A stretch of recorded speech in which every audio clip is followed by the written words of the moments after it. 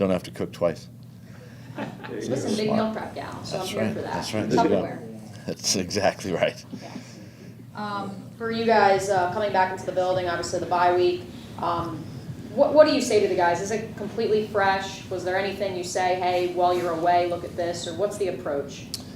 Well, the bye week is kind of twofold. One, it's a chance to get away and get healthy and kind of recharge. And the second part of that is to kind of reflect and go back and either rewatch or go back through your performance, right, as a player, as a coach, and evaluate.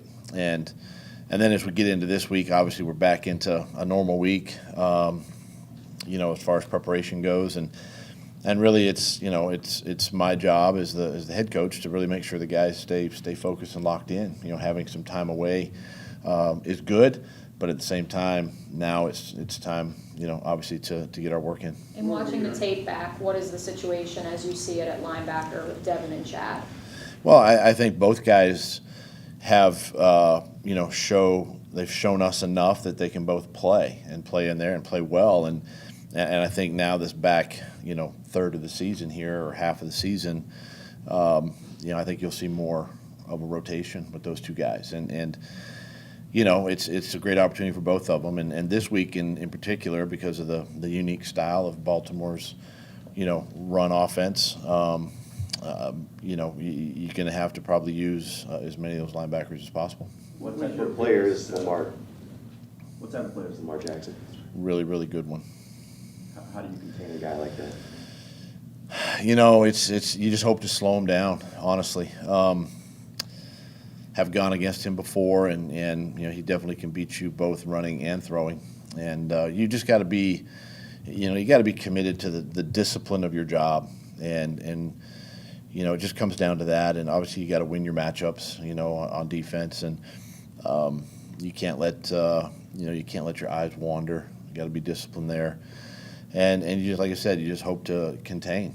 He's going to make his plays. He's that good, but when you get a chance to tackle him, you got to make sure you wrap him up because he's strong enough to get out of that too. When you were going back and looking over the first part of the season, what was one or two of your biggest takeaways or issues that you think you can at least have a chance to fix in the last set?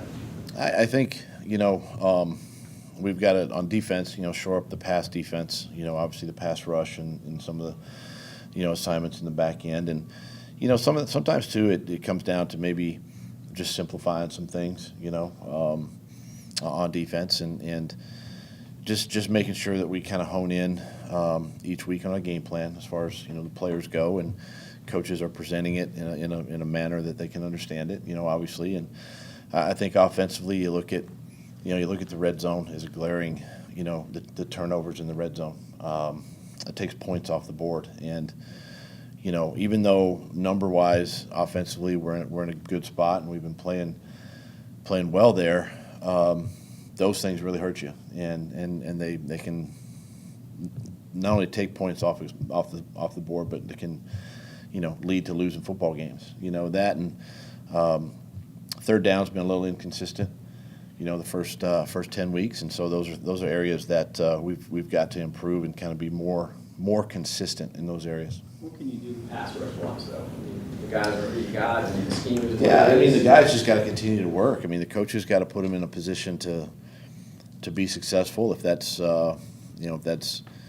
more games and stunts, if that's just straight rush, whatever that is, again, it goes back to winning your matchups, right? And that's something that that the guys have to really focus in on, and then of course the coaches have to do a great job of putting them in position to do that. Doug, this year you faced, my count 3 times and maybe more, of a really good mobile quarterback and a really good tight end. I'm thinking the Eagles, Chiefs, and this week. If you could give any offensive-minded coach that mobile quarterback like that and a tight end like those, would those be like maybe the 2 most valuable weapons on an offense, the way the game is played? And doesn't a lot of that go back to what you did with the Eagles? It does. I've always said this, that the quarterback's best friend is a tight end, and I think, those 3 teams you mentioned all have the quarterback and the tight end, and those are dynamic guys. And there's not only familiarity, but there's comfort in knowing where that tight end is going to be in the passing game, for the quarterback. And it goes all the way back to my days in Green Bay. We've had great tight ends, and we've had them in Philly and places I've been, and even here. I mean, I really enjoy this room and making sure that we're all on the same page. But having that dynamic becomes hard, because again, it goes back to winning your matchup, right? Whoever's assigned to guard the tight end and whoever's assigned to rush the passer, we've got to be able to do both at the same time and do it well. And a lot of college systems don't utilize. I mean, if you look at a Leach system and that coaching tree he came out of, those guys aren't using that type of tight end, if at all. So are those kind of tight ends like Kelsey and Goddard and Andrews, are they harder to find these days? They are, but there's enough of those guys out there that you can bring in and develop. There's a lot of good athletes that are playing tight end. They're not as big as maybe the Andrews is. Goddard and Kelsey aren't big guys, but they know how to run routes. They're smart, they're savvy, and they spend a lot of time with their quarterbacks. And you can find those guys out there, and develop them, and hopefully turn an offense into that. Does it seem strange to you to have nearly half a season to play at Thanksgiving time? When you came into the league, it ended before Christmas, the weekend before Christmas. Are you saying I'm old? Well, I am too. I've been around that long too. And only 16 games, but here you are at Thanksgiving, where you grew up thinking, here's the tail end, but you have almost half a season left. How does that impact you as a coach? It encourages me as a coach, because I still believe everything's right in front of us. Our goals are still obtainable. We've got to. Yes, we've put ourselves in a hole a little bit, and we're climbing out of that hole. But we've just got we've got a 7-game schedule, and 7 games. It's a new season for us, and it's an opportunistic year, and we've got to just clean up some of the things that sort of plagued us in the first half, of the year, and just focus on us and keep doing the things that have given us success. Go back and look at the games we've won and see what we can take from that. But yeah, you're right. I mean, it's a little different having 7 games left, and two, with a young football team, it's still, we've got to keep pushing, right? We got to keep the guys and sort of the hammer down to let these young guys know that most colleges are wrapping up this coming weekend and then bowl season, right? But we still have a month and a half of football. Hey, Doug, what's worse? A guy who is probably losing confidence, a player losing confidence, or a guy who has a lot of false confidence? Kind of get you out of nowhere with that, sorry. Philosophical. Yeah, going deep here. I mean, they're both kind of. That's interesting. I would say that the one that's probably the harder is probably the player that is losing confidence, because then there's so much self-doubt, right? And it just starts creeping into their thinking a little bit, and sometimes that's hard to recover. But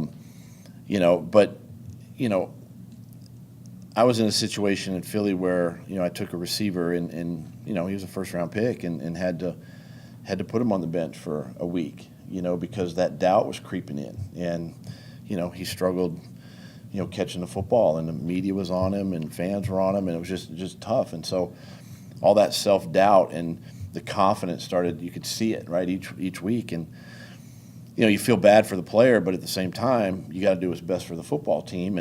And so by putting him down, for a week or two there, I think allows the player to sort of free his mind a little bit and start building confidence back, slowly. And when he came back, he was one of our better players the back half of the year. And so there's ways of coping with that and dealing with that and helping helping players who might have a little bit of that self-doubt, and it is tough. It's tough for young guys. This is a tough business, and it's a performance-based business, and we just, as coaches, we just got to keep encouraging and keep coaching and teaching and helping them, kind of work through it. Calais Campbell had 3 big years with the Jaguars, but now year 15 for him. What's he look like on tape right now? He's big and long. I mean, this guy, unbelievable player. Still can get after the passer. And I think of all the Ravens. I mean, this is a long, tall defensive group. I mean, I think they're about 16 batted or tipped passes this year. It's about, I think the league average is about 8.5 right now. So they're doing a tremendous job of that. But I would say he's one of the leaders of that defense. He's sort of the heart and soul, and he's a great person. On top of that, and he plays the game the right way, and I've always had a lot of respect for him.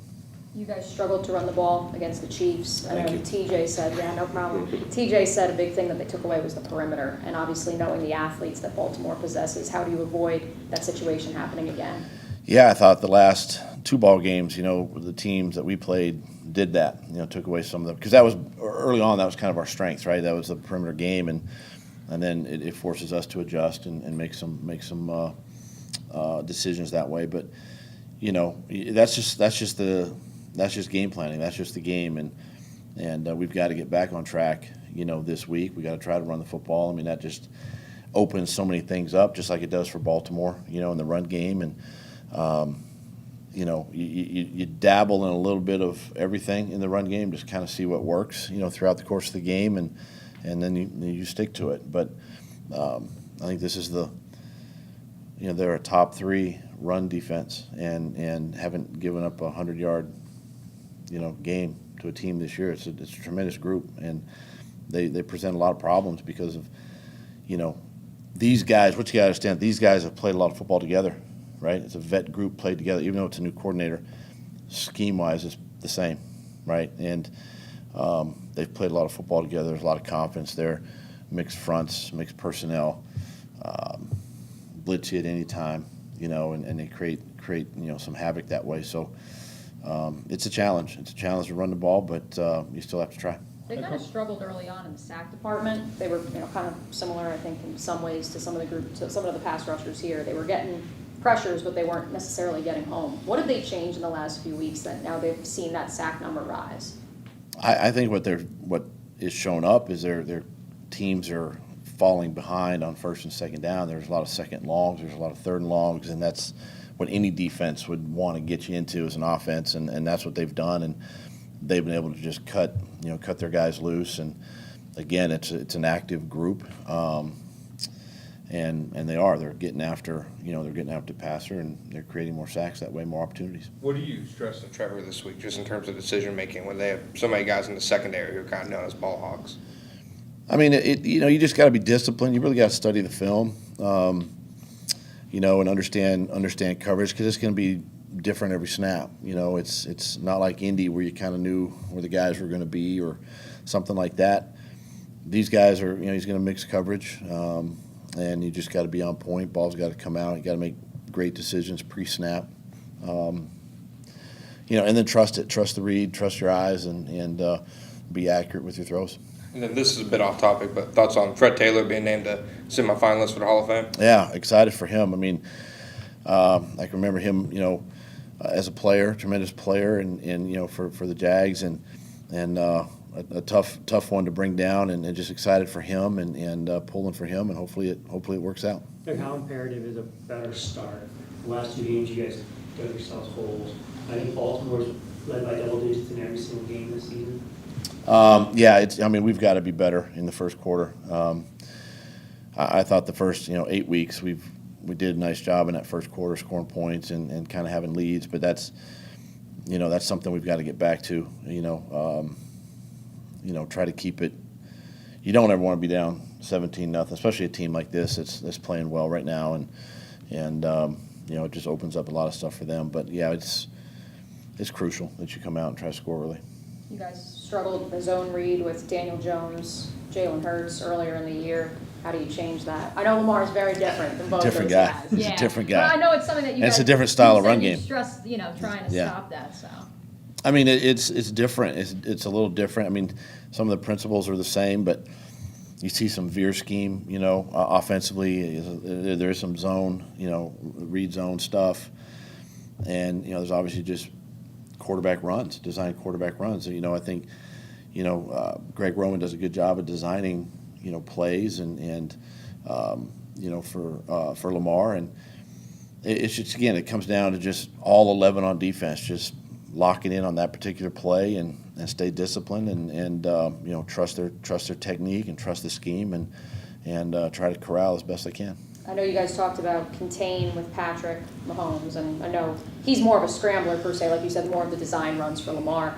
Is that the approach? Is it more of a contain, or is it you need to have somebody just on the quarterback the entire time? I believe you can mix it up. I don't think you just constantly have to spy the guy all the time, but I think you got to mix it up and you got to just keep throwing different pitches, right? And somehow keep them off balance the best you can and attack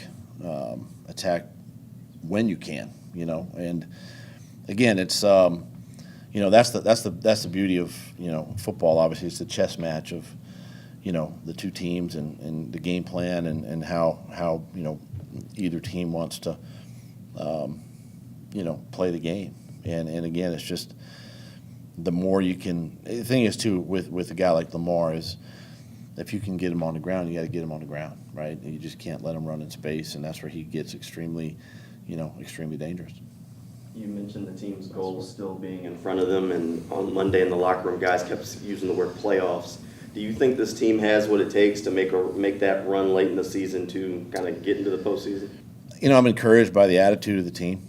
I think they're in the right frame of mind, and anything's possible. I've seen it. I've experienced it in this league. You get a little luck on your side. The ball bounces your way, and anything's possible. But we're just taking it one game at a time right now, and we're focused on Baltimore.